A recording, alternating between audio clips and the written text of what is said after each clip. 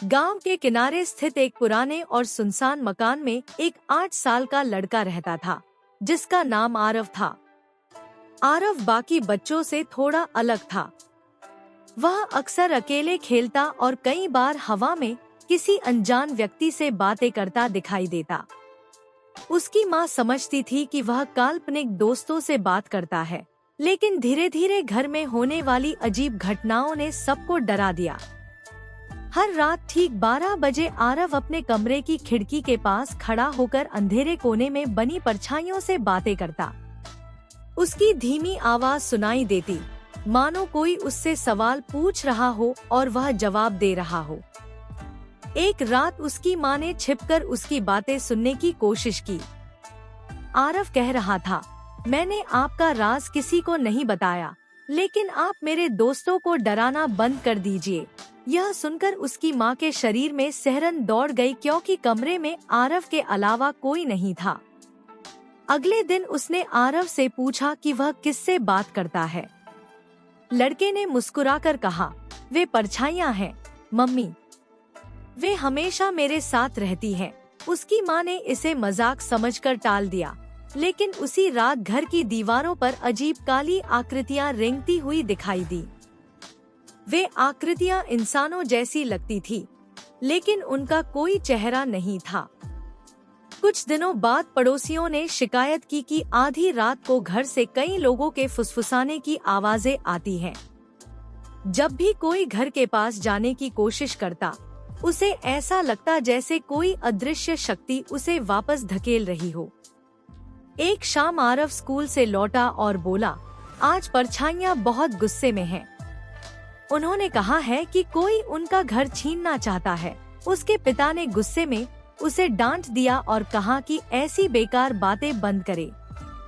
लेकिन उसी रात उनके कमरे का दरवाजा अपने आप बंद हो गया और कमरे का तापमान अचानक इतना ठंडा हो गया कि सांस से धुआं निकलने लगा।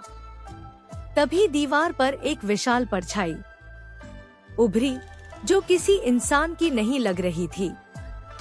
उसकी लंबी उंगलियां थी और उसकी आंखों की जगह 2 चमकते हुए लाल धब्बे दिखाई दे रहे थे। अगले ही पल वह आकृति गायब हो गई। अब परिवार को यकीन होने लगा कि कुछ भयानक हो रहा है। उन्होंने एक स्थानीय पुजारी को बुलाया।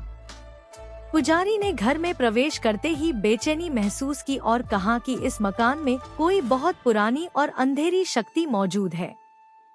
उसने पूजा शुरू की, लेकिन अचानक सभी मोमबत्तियां बुझ गईं और कमरे के हर कोने में काली परछाइयां हिलने लगी।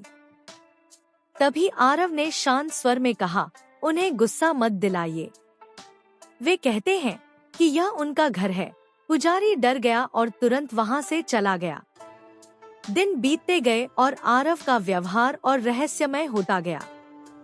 वह ऐसी बातें बताने लगा जो किसी को पता नहीं थी। उसने पड़ोस की एक बूढ़ी औरत के बारे में कहा कि उसके बगीचे के नीचे कुछ दबा हुआ है।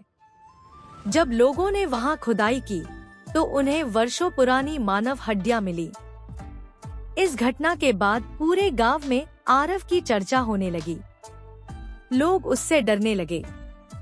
एक रात गांव का एक साहसी युवक सच जानने के लिए घर में घुस गया। उसने देखा कि आरव अपने कमरे के बीचों बीच बैठा था और उसके चारों ओर दर्जनों काली परछाइयां खड़ी थी।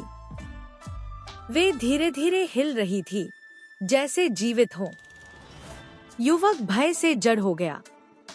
तभी सभी परछाइयों ने एक साथ उसकी ओर देखा। उनकी आंखें नहीं थी, फिर भी उसे महसूस हुआ कि वे उसे घूर रही हैं। अगले ही पल युवक चीखता हुआ घर से बाहर भागा और अगले दिन गांव छोड़कर चला गया। अब घर के आसपास कोई नहीं आता था। एक तूफानी रात आरव अचानक गायब हो गया। उसके माता पिता ने पूरे गांव में उसे खोजा, लेकिन उसका कहीं पता नहीं चला। पुलिस भी कुछ नहीं ढूंढ पाई। केवल उसके कमरे की दीवार पर कोयले जैसी काली लिखावट में एक संदेश मिला था, वह अब हमारे साथ है। यह देखकर सबके होश उड़ गए। परिवार ने वह घर छोड़ दिया और दूसरे शहर में बस गया। कई साल बीत गए। मकान वीरान हो गया और धीरे धीरे खंडहर में बदल गया। लेकिन गांव वाले आज भी दावा करते हैं कि आधी रात को उस मकान की टूटी खिड़की में एक छोटे बच्चे की आकृति दिखाई देती है। कहते हैं कि वह अंधेरे से बातें करता है और उसके आसपास दर्जनों परछाइयां खड़ी रहती हैं। कुछ लोगों ने यह भी बताया कि जब वे उस मकान के पास से गुजरे तो उन्हें एक बच्चे की मासूम आवाज सुनाई दी, डरो मत, ये मेरे दोस्त हैं। लेकिन जैसे ही वे पीछे मुड़े, वहाँ कोई नहीं था, केवल लंबी काली परछाइयां थी जो चांदनी में धीरे धीरे हिल रही थी। और आज भी गांव के लोग मानते हैं कि आरव कभी गायब नहीं हुआ था, वह उन परछाइयों का हिस्सा बन गया था और अब हर रात किसी नए बच्चे की तलाश में अंधेरे के भीतर इंतजार करता है।